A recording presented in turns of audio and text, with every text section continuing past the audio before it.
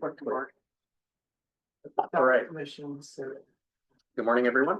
My name is Sterling Higa, Chairperson of the Authority. I'd now like to call to order the May 7th, 2025 Kalaeloa Authority meeting of the Hawaii Community Development Authority. The time is now 11:32 a.m. Thank you, Chair. In accordance with section 92-3.7 Hawaii Revised Statutes, the Hawaii Community Development Authority is holding today's Kalaeloa board meeting virtually on Zoom. The Zoom link details were included on the meeting agenda. Therefore, members of the public are welcome to join us on Zoom and at our physical meeting site, the American Brewery Building, 547 Queen Street, second floor, boardroom, Honolulu, Hawaii, 96813. The HCDA communication staff is hosting this meeting. Once this meeting begins, everyone will be muted for clearer audio. Board members, if you have any comments or questions, please unmute yourselves to speak. It is important that all individuals state their name, pseudonym, or other identifier name each time prior to speaking. If you wish to provide oral testimony and you are attending virtually, please indicate so by clicking the raise hand button found on your Zoom screen. If you're attending in person, you'll be called to the front of the room in the order that you signed up. All testimony would be limited to a maximum of 3 minutes. Your testimony must be related to an item on the agenda. Before you begin your testimony, I ask that you identify yourself and spell your name for the record. When 1 minute is remaining, 1 minute remains will be called out, and 30 seconds is remaining, 30 seconds remain will be called out. The time has elapsed, time will be called out, after which you have 30 seconds to conclude your testimony, and then your audio will be turned off. If you are attending in person, the presiding officer will call the next testifier. Keep in mind that this is an opportunity to share your thoughts with us. If you ask questions during your testimony, neither the board nor the staff is required to provide an answer. If the authority's connection for the board meeting is lost, the meeting will be ceased until the connection is restored. If the connection cannot be restored within 30 minutes, the meeting will be terminated and the authority will continue the meeting at another notice date. Thank you, Chair. Thank you. HCDA board members, please remain visible and audible during the meeting. Also, please acknowledge you are present by either saying here or present. Let the record reflect the following members are present. Vice Chair Ishii is excused. Secretary Lidstone. Here. Member Miranda Johnson is excused. Member Anderson. Here. Thank you. Member Evans. Here. Member Strikes. Here. And Member Gordner. Here. Thank you, Chair. We have quorum. Great. For today's meeting, board members will have an opportunity to ask questions or provide comments after an agenda item has been presented. Individuals from the public who have requested to provide verbal public testimony on a specific agenda item are on standby and will be permitted to provide their testimony respectively. Moving to agenda item number 2, approval of minutes. These are the regular meeting minutes of March 5th, 2025. Board members, are there any comments or corrections to these minutes? Seeing none, the minutes are approved as presented. Agenda item number 3 is decision making. This is a request to approve the Kalaeloa Community Development District operating budget for the fiscal year 2025 to 2026 in the amount not to exceed $375,000 and authorize the issuance of land user assessments in the amount not to exceed $375,000 pursuant to Hawaii Revised Statutes 206E-196. Mr. Garrett Sasaki, Chief Financial Officer, will now present the staff report. Thank you, Chair, board members. Staff reports included under tab 2 of your packet. The dollar amount of the assessment is unchanged, $375,000. There is a notable change on the landowners. Because the federal government is exempt from assessment by statute, but there was a transfer of 400 acres from federal government to city and county, so that 375 gets allocated over all of those landowners proportionately.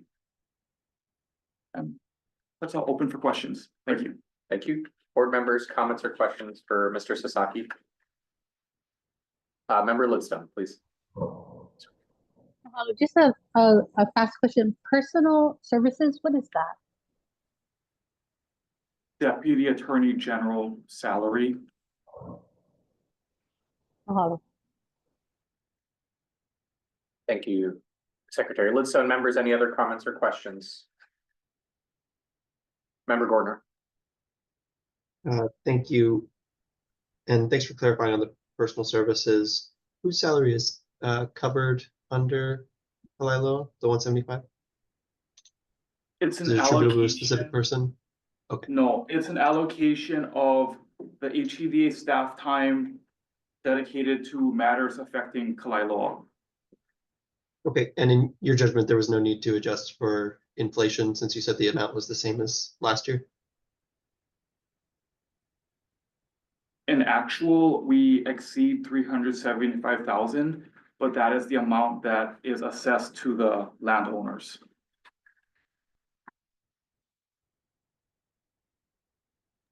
Does that answer your question, Member Gardner? Yes, could you just elaborate on the rationale for that? Because my understanding is statutorily, we should be attributing the expenses to the landowners. I would say in general, it's our measurement of the expenses, like a lot of these are estimates. If we assessed over, what our actual is, there's a, reconciliation that has to happen in subsequent years to avoid that and to maintain like a consistent annual amount for each landowner. We stick with the same, as much as possible, the same budget amount. Okay, thank you. And I know that some of these are quite small percentages in the share of assessments, and that our statute discusses, fees for people not paying and so forth. Has there been any issues with collection in the past? In general, no. Someone may be delinquent, usually it just takes a reminder and that payment is settled. Okay, very good. Those are all of my questions. Thank you. Thank you, Member Gardner. Members, any other comments or questions for Mr. Sasaki or staff? Yes, Member Strikes.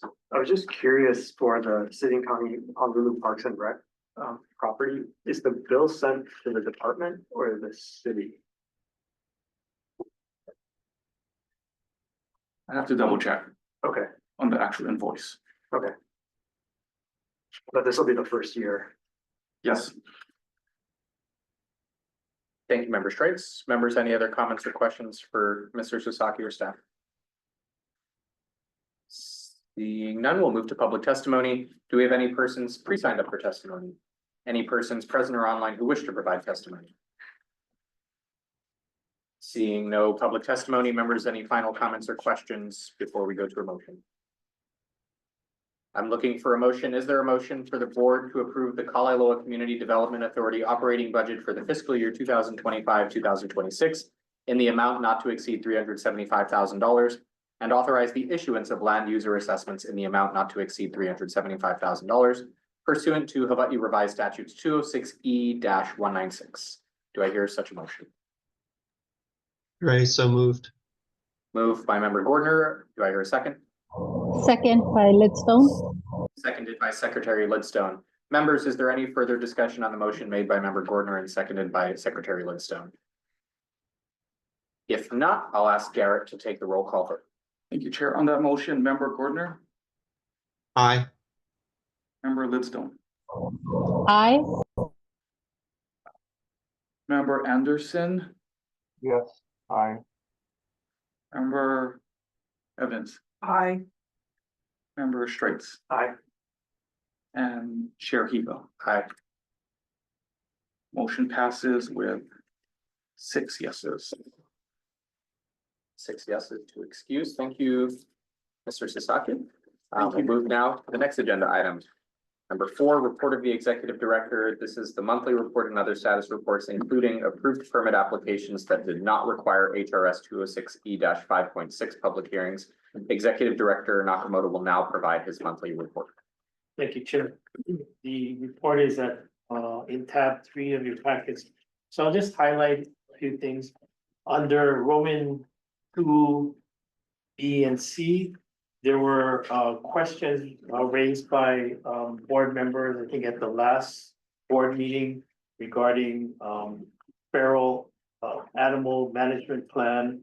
There was also a question about the impact of the federal grant funding being in limbo, and we provide our responses from KHLF there.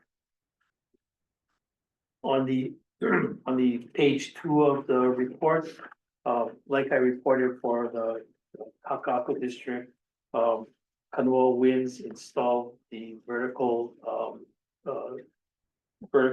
wind turbine at the KHLF site. In that particular installation, the wind turbine is providing some power for KHLF. I think they're powering some lights and other things, so definitely a plus for KHLF. So thank you, Chair and members. For the question. Thank you, Director. Members, comments or questions for Director Nakamoto? Secretary Lidstone. I just have a question on the feral eradication at the Kalaeloa Heritage Park. Was that a big issue? I don't think it's a big issue. I think it was just Secretary Lidstone, it was just raised by a member, so we just wanted to put a response. And if I can add, the reason they actually had a feral animal management plan to even begin with was, I want to say maybe 2 years ago, the board at that time did have an issue with chickens and roosters and things like that at the park. So that kind of necessitated KHLF to prepare such a plan to, you know, address that growing population of chickens. But they say that they don't feed them, and that seems to kind of naturally take care of the problem. Okay, it's just chickens. I mean, we just being in Kalaeloa, there's chickens, but they're not as bad as the cats. But the chickens are sort of helpful. There's quite a bit of CRB or coconut rhinoceros beetle in this area. The chickens are partially a solution to that. I don't see that as a really big problem, but you know, they kind of take care of themselves, and but just my manao. Mahalo. Thank you. Thank you, Secretary Lidstone. Member Gordner. I'm assuming there was a presentation that preceded me, but for item D, the Kanoa winds, I see that this is some sort of pilot. Could you tell me a little more about the goal of Kanoa winds, what the long-term plan is in the district, if any? Yeah, sure. So a few months ago, maybe more than a few months actually, Kanoa Winds approached us about a pilot program for their vertical wind technology. Their technology has been widely used in Japan up to this point. It powers street signs. It's used on top of buildings, and the design of the wind turbine makes it virtually, you know, noiseless. It's very quiet. Studies that they've done indicated that there's no, you know, danger to birds and other things. And they've never had this technology in the United States. So the board approved it for Kaka'ako, for the Lot C, which is the Entrepreneur Sandbox, as a way to gather data for this emerging technology in the United States. KHLF, for the KHLF site, it is a lease site to the Heritage Foundation. The Kanoa Winds folks had another wind turbine that they wanted to install and implement. So we suggested the KHLF site because it can provide them with some amount of electricity. And that's was a separate thing because it's their lease site. But I think it's promising, and the data gathered, I think, will be helpful for future. Can I Member Evans? add a little bit to that? Member Gortner, you may have noted that there's been quite a strong community resistance to the very large wind turbine installations. These vertical wind turbines are much smaller, but they're more suitable to urban areas because they can be placed on top of buildings without, you know, the need for a major buffer zone around them. And as we try to find new ways to increase our renewable energy generation, it seemed like a really great opportunity to take up Kanoa Wind's offer to test these vertical turbines in Hawaii.